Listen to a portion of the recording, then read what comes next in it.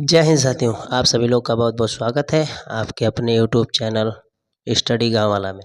मैं विश्वजीत कश्यप लेकर आया हूँ यूपी बोर्ड का कक्षा 7 से इतिहास, जिसमें आज आप लोग पढ़ेंगे कक्षा 6 के इतिहास के चैप्टर 1 का, जिसमें इस्लाम का भारत में आगमन के बारे में बताया गया है।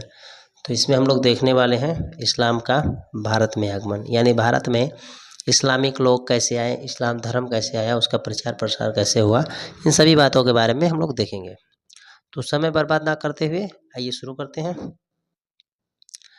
तो इसमें बताया गया है पहले कि इस्लाम का उदय अरब देश में हुआ और धीरे धीरे पूरे विश्व में इसका विस्तार हो गया। 7वीं शताब्दी में भारत पर अरबों के आक्रमण के बाद भारतीय लोग इस्लाम धर्म से परिचित हुए। धीरे धीरे इस्लाम भारतीय संस्कृति का अंग बन गया। अरब देश में इस्लाम धर्म का उदय हुआ था, जो कि पूरे विश्व में धीरे धीरे फैला। और जब अरब का आक्रमण हुआ 712 ईस्वी में, कब हुआ? 712 ईस्वी में। तब यहाँ पे भारतीयों ने भी इस्लाम धर्म के बारे में जाना।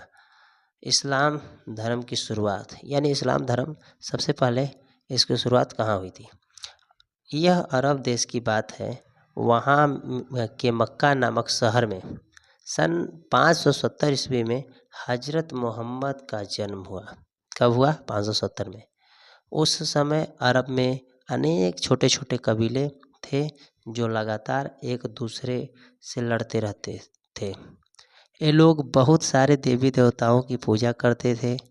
हजरत मोहम्मद ने कबीलों के बीच आपसी सौहार्द, यानी कि प्रेम वाली बातें, भाईचारा बढ़ाने के लिए यह संदेश देने लगे कि ईश्वर एक है, मात्र एक अल्लाह, सीधे और सरल तरीके से प्रार्थना करनी चाहिए। मोहम्मद साहब ने कहा कि अल्लाह को मानने वाले सब लोग बराबर हैं और एक हैं।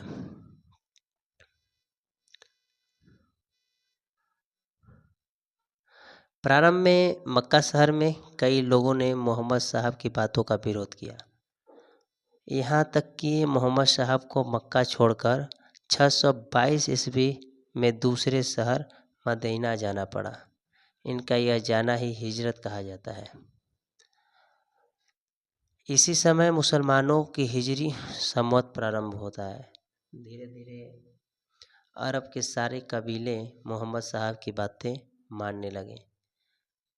जब 622 ईस्वी में जब मोहम्मद साहब मक्का छोड़कर मदीना गए, तो उस टाइम एक संवत प्रारंभ हुआ जिसे हिजरी संवत कहते हैं।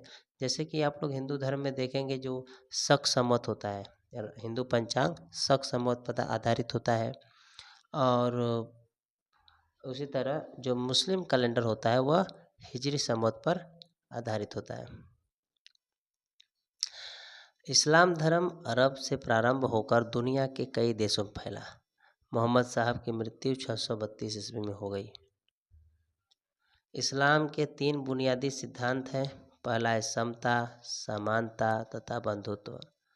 समता, समानता तथा बंधुत्व। इस्लाम धर्म के लोग मानते हैं कि अल्लाह एक है, वे उसके बंदे हैं तथा हजरत मोहम्मद अल्लाह का पैगाम लाने वाले पैगंबर हैं। क्या है? पैगंबर है। कौन? हजरत मोहम्मद साहब। ये देखिए मक्का है, ठीक है। मोहम्मद साहब की शिक्षाएं। मोहम्मद साहब ने इस्लाम धर्म के मानने वालों के लिए जीवन में निम्न 5 सिद्धांत निर्धारित किए हैं। वो 5 सिद्धांत कौन कौन से हैं? तो वह कुछ इस प्रकार है। पहला है कलमा, अल्लाह एक है और मोहम्मद उसके पैगंबर हैं। दूसरा है नमाज, प्रतिदिन 5 बार नमाज पढ़ना अनिवार्य है जितने भी इस्लामिक लोग होते हैं। तीसरा रमज़ान, रमज़ान के पवित्र महीने में रोज़ा रखना। ज़कात, अपनी उपार्जित यानी जितनी भी आय होती है का 2.5% गरीबों में को सहायतार्थ देना, मतलब गरीबों की मदद करना। कितने प्रतिशत? 2.5% अपने पूरे आय का। पांचवा उन्होंने बोला हज। पूरे जीवन में एक बार मक्का की तीर्थ यात्रा सभी इस्लामिकों को करनी चाहिए। मोहम्मद साहब के देहावसान के बाद अरब के में खलीफाओं का प्रभुत्व स्थापित हो गया।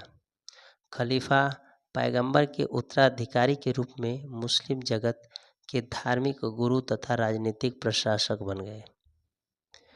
इन्होंने अपना साम्राज्य अरब देश, सीरिया, इराक, ईरान, मिस्र, उत्तरी अफ्रीका तथा स्पेन तक फैलाया।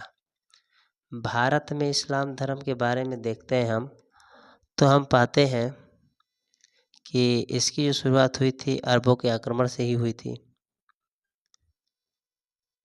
तो भारत में इस्लाम धर्म समय समय पर कई तरह से आया, वह फैला। जैसे अरब द्वारा भारत पर आक्रमण, अरब व्यापारियों के माध्यम से, ईरानी शरणार्थियों और सूफी संतों के आने से भारत में इस्लाम धर्म के प्रसार के प्रमुख कारण निम्नलिखित थे। तो कौन कौन से कारण थे? तो वह कारण देखिए। अरबों का आक्रमण। भारत पर अरबों का पहला आक्रमण खलीफा उमर के समय 636 ईस्वी में थाना पश्चिम तट पर हुआ था। यह आक्रमण सफल नहीं हुआ। इस आक्रमण से भारतीय लोग सबसे पहले इस्लाम धर्म मानने वालों के संपर्क में आए। इसके बाद समय समय पर भारत पर अरबों का आक्रमण होता रहा। इसमें पूर्ण सफलता मोहम्मद बिन कासिम को प्राप्त हुई। मोहम्मद बिन कासिम ने 712 ईस्वी में सिंध के शासक राजा दाहिर को पराजित किया और सिंध पर अरबों का राज स्थापित भी किया। कब किया? 712 ईस्वी में किया। दूसरी बात सामने आती है कि कई अरब व्यापारी जो इस्लाम धर्म को मानने वाले थे, भारत के पश्चिमी तट पर व्यापार करने आते थे। पश्चिमी तट यानी गुजरात वगैरह जो है उसे पश्चिमी तट पहले बोला जाता था। वहाँ के बंदरगाहों में छोटी छोटी बस्तियाँ बनाकर बसे। राजाओं ने उन्हें बसने में मदद की, उन्हें अपने घर गोदाम बनाने के लिए ज़मीन भी दी। व्यापारियों के प्रभाव से आसपास के लोग इस्लाम धर्म से परिचित भी हुए। जहाँ पर इस्लामिक लोग रहेंगे तो दूसरे धर्म के लोग भी तो परिचित होंगे। भारत के उत्तरी हिस्सों में इस्लाम धर्म की जानकारी ईरानी शरणार्थियों के द्वारा आई। सन 900 के लगभग ईरान देश पर तुर्कों के कबीले हमले कर दिए। मतलब तुर्कों ने ईरान पर हमला कर दिया। इन हमलों से बचने के लिए कई ईरानी लोग भारत आ गए, भारत भाग आए। उनमें से कई लोग कारीगर थे और कई लोग संत थे। कुछ सिपाही थे, राय राणाओं के सेनाओं में शामिल हो गए जो कि सिपाही थे। ये ईरानी लोग मुसलमान थे। इनके संपर्क में आकर बहुत से लोग इस्लाम के बारे में जानकारी मिली। चौथी बात यह हमें पता चलती है, कैसे पता चलती? तो 1190 के बाद भारत में तुर्क लोगों ने अपना राज्य स्थापित कर लिया। इस समय तक तुर्क लोग भी इस्लाम धर्म मानने लगे थे। तुर्कों के साथ बड़ी संख्या में ईरानी, अफगानी, खुरसानी लोग भी भारत आकर बस गए।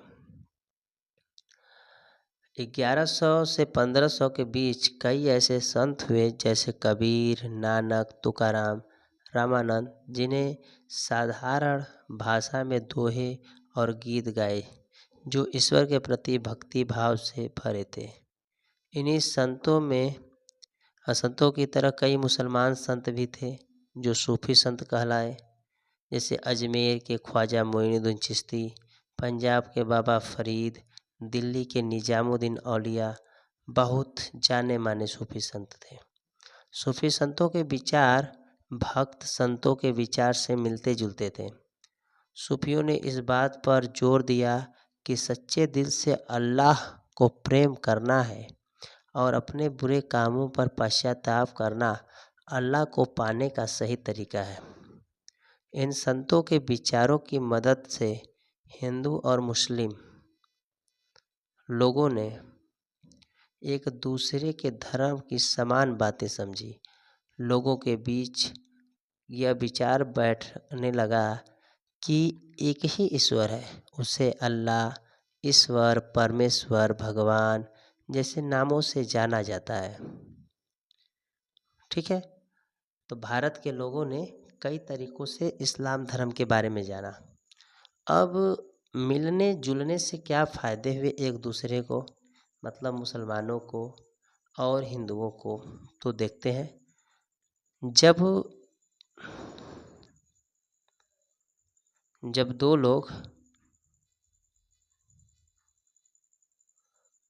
दो अलग अलग संस्कृति के लोग आपस में मिलते हैं तो एक दूसरे से बहुत कुछ सीखते हैं। जब अरबी लोग भारत आए तो वे अपने साथ वहाँ यानी अरब के रीति रिवाज व धर्म लाए। अरब तथा भारतीयों ने एक दूसरे से बहुत कुछ सीखा। इससे इनके रहन सहन तथा जीवन में बदलाव आया। कुछ अरबों ने कई भारतीय ग्रंथों को अरबी भाषा में अनुवादित भी किया। अब देखते हैं कि भारतीयों ने अरबों से क्या सीखा और अरबों ने भारतीयों से क्या सीखा। तो भारतीयों ने अरबों से कागज़ बनाना सीखा, चरखे से सूत काटना सीखा, सिले हुए कपड़े, सलवार कमीज ये चीज़ बनाना सीखा। खाना यानी खान पान में कचौड़ी, समोसा बनाना भी सीखा। अरब के लोगों ने भारतीयों से क्या क्या सीखा, तो पहली बात तो हिंदी संख्या से अरबी संख्या बनाना सीखा, संख्याओं की गणना करना सीखा, ज्योतिष विद्या सीखी, गणित सीखी, शतरंज का खेल सीखा, भारतीय संगीत भी सीखी और चिकित्सा शास्त्र जिसे हम लोग आयुर्वेदिक बोलते हैं, आयुर्वेद, यह भी अरबों ने सीखा। किससे? भारतीयों से। आगे देखेंगे तो तुर्क आक्रमण के समय भारत, यानी कि तुर्क जब आक्रमण किए भारत पर तो उस समय भारत की स्थिति कैसी थी, इस बारे में देखना है।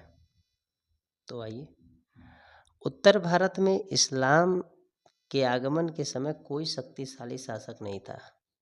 11वीं शताब्दी के प्रारंभ में भारतवर्ष 100 से भी अधिक छोटी राजनीतिक इकाइयों अथवा राज्यों में विभक्त हो चुका था, जिन पर कई छोटे बड़े राजा और सामंत शासक शासन करते थे। इनमें अधिकांश राजपूत थे, अतः इस युग को राजपूत युग भी कहा गया है। इन छोटे छोटे राज्यों के शासक व्यक्तिगत महत्वाकांक्षा की पूर्ति हेतु राज्य विस्तार में संलग्न हो गए। इसके परिणाम स्वरूप राजनीतिक अव्यवस्था और अधिक बढ़ गई। ऐसे में केंद्रीय सत्ता का ह्रास स्वाभाविक था। जैसे जिस टाइम की बात हो रही है 11वीं शताब्दी की, उस टाइम बहुत शक्तिशाली राजा नहीं थे, जो थे भी तो वह अपने राज्य की सीमाओं को बढ़ाने में लगे थे और इस टाइम में ज़्यादा से ज़्यादा राजपूत राज करते थे, इसलिए इस समय को राजपूत युग भी कहा जाता है। समाज की जाति पाति तथा भेदभाव के बंधन पर आधारित था। इस समय जाति व्यवस्था में और अधिक कठोरता आ गई थी। भारतीय समाज अपने खान पान एवं आचार विचार को श्रेष्ठ समझता था, अतः दूसरे देशों से में क्या हो रहा है उसे परिचित होने का न प्रयास किया और न ही लाभ उठाया गया।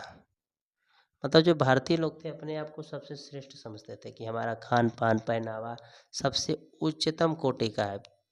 न तो वो लोग विदेशों के बारे में सोचे कि वो विदेशों में क्या चल रहा है, इन सब के बारे में उन्होंने ध्यान ही नहीं केंद्रित करने की कोशिश की, जिससे कि तुर्कों या अरबों को इससे बहुत ज़्यादा सफलता मिली। तुर्क आक्रमण। उन दिनों भारत में कई छोटे बड़े राजा और सामंत थे। उत्तर भारत में चौहान, तोमर, गढ़वाल, चंदेल, चालुक्य जैसे राजपूत वंशों के राज्य थे। इसी समय तुर्कों ने, जिनका राज्य ईरान, अफगानिस्तान, तुर्किस्तान में था, भारत में अपना राज्य फैलाने के लिए आक्रमण प्रारंभ कर दिया। किसने? तो तुर्कों ने, अफगानियों ने और ईरानियों ने। महमूद गजनवी का भारत पर आक्रमण। ये जो आप तस्वीर देख रहे हैं, यह महमूद गजनवी का है। तुर्क लोगों द्वारा पहला बड़ा हमला तब हुआ जब गजनी यानी अफगानिस्तान के महमूद गजनवी नाम के तुर्क ने भारत पर हमला किया, पर वह भारत में राज्य नहीं करना चाहता था। उसकी नज़रें ईरान, अफगानिस्तान और खुरासान के क्षेत्र में ही दूसरे तुर्क राजाओं को हराकर अपने राज्य गजनी को बढ़ाने में लगी थी।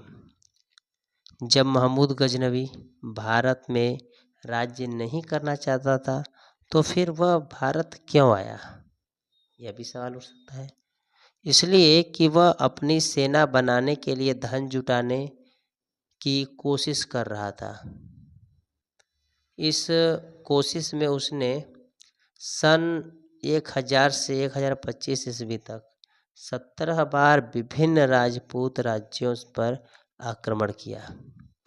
उसने कई राजाओं को हराकर उनके धन पर कब्जा किया, उन मंदिरों और बौद्ध मठों को तोड़ा और लूटा जिनमें बहुत धन दौलत इकट्ठी हुई थी।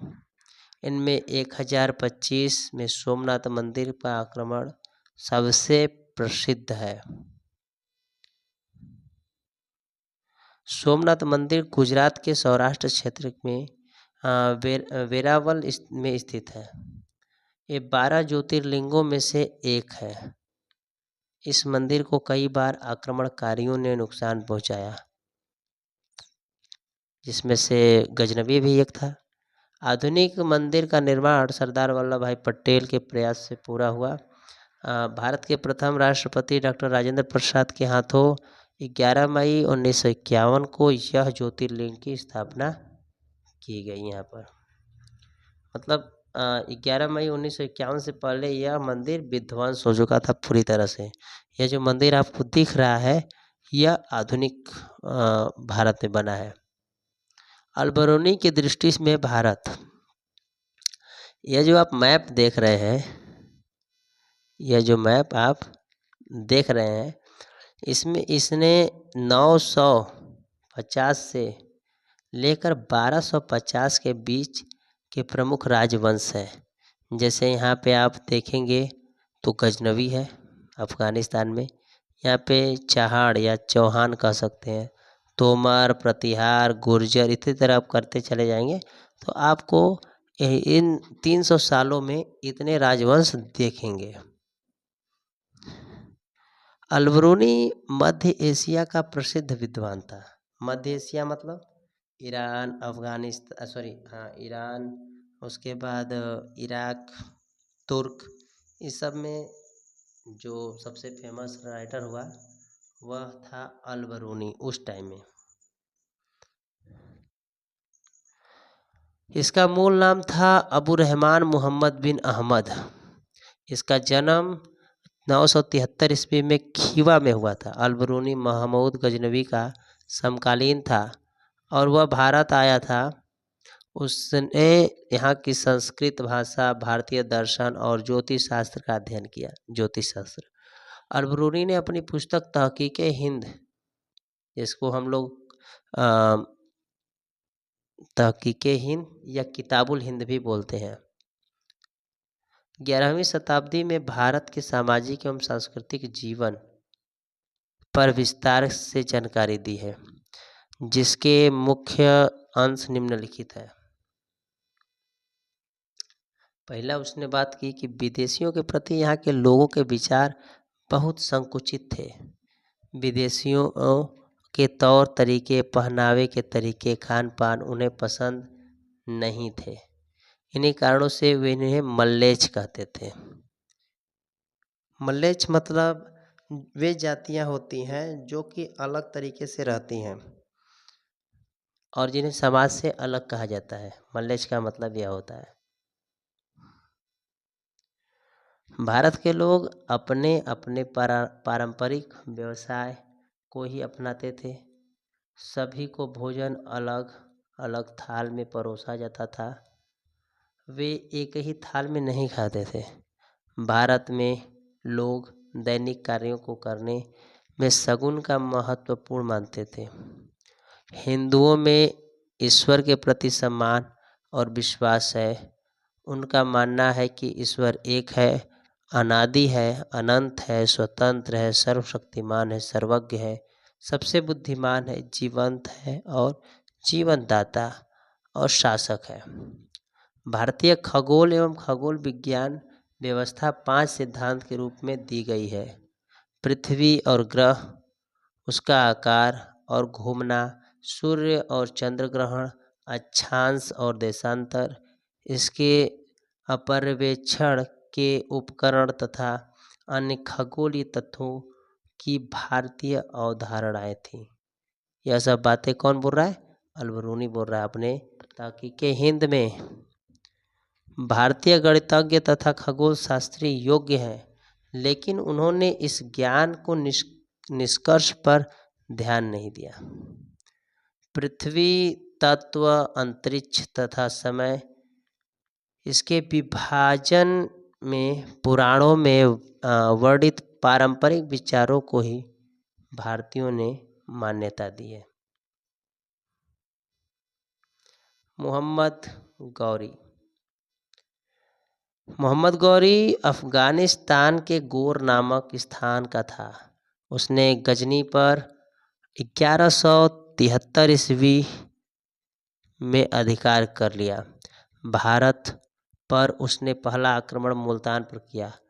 मुल्तान पर विजय करने के बाद गौरी ने गुजरात पर आक्रमण कर दिया। यहाँ उसे चालुक्य वंश के राजा मूलराज द्वितीय ने अपनी साहसी विधवा माँ नायिका देवी के नेतृत्व में आबू पहाड़ के निकट पराजित कर दिया। किसे पराजित किया? तो पराजित किया मोहम्मद गौरी को। किसने पराजित किया? मूलराज द्वितीय ने, जो कि चालुक्य वंश के थे और गुजरात के चालुक्य थे। यह भारत में उसकी पहली पराजय थी। इस पराजय के बाद गौरी ने अपने आक्रमण का मार्ग बदला। उसने पंजाब पर आक्रमण प्रारंभ किया। 1190 ईस्वी में उसने संपूर्ण पंजाब को जीत लिया।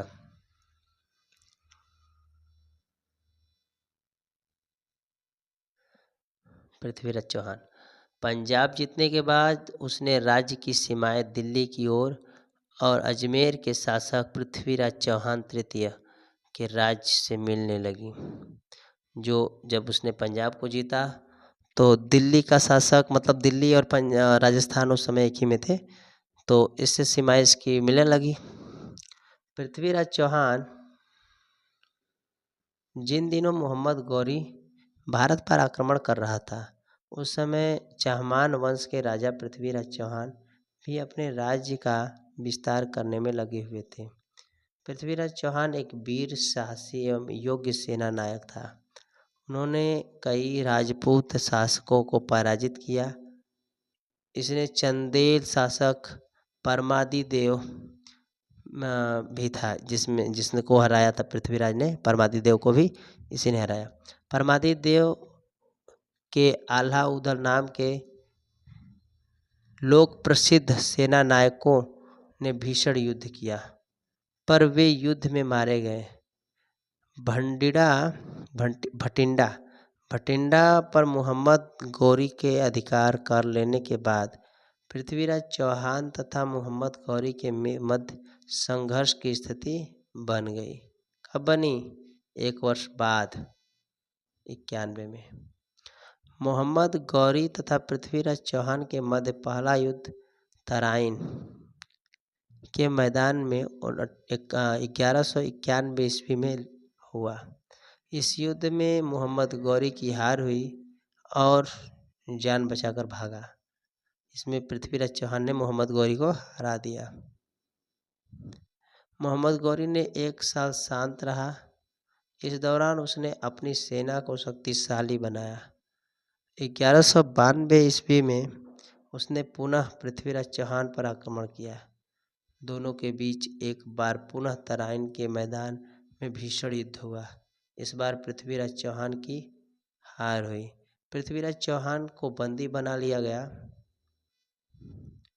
पृथ्वीराज चौहान को पराजित करने के बाद मोहम्मद गौरी ने 1194 ईस्वी में कन्नौज के शासक जयचंद को चंदावर नामक स्थान पर पराजित किया।